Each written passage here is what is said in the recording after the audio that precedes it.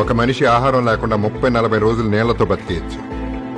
ఆ నీళ్లు కూడా లేకపోతే 3-4 రోజులు బతకచ్చు. కానీ ఊపిరి అందకపోతే ఒక్క నిమిషం కూడా బతకలేడు. 100 రూపాయలకి ఫుల్ మీల్స్, 50 రూపాయలకి వాటర్ బాటిల్ కొన్నట్టు ఇలా ఢిల్లీ ఉత్తరాఖండ్ లాగా 500 రూపాయలు పెట్టి ఆక్సిజన్ కొనుక్కుని పీల్చుకుని బతకాలి. అలా కొనుక్కునే స్తోమత లేని వాళ్ళు తల్లిదండ్రులతో సహా ప్రాణాలు వదులుకోవాలి. మరి దానికి సొల్యూషన్ ఏంటి సార్?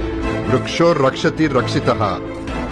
ఒక మనిషి ఒక రోజు బ్రతకాలంటే 7 చెట్లు ప్రొడ్యూస్ చేసే ఆక్సిజన్ అవసరం.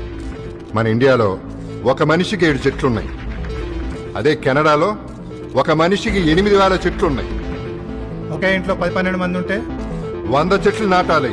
అది కష్టం సార్. ఏంటి కష్టం? ఒక్కసారి ఆ తిమ్మక్కను చూడండి. 107 సంవత్సరాలుగా క్వారీలో కూలీ పని చేసుకునే మనిషి 40 ఏళ్ల నుంచి మొక్కలు నాటడం మొదలుపెట్టింది. మొక్కలతో ఆ రోడ్డుని నిర్మించింది.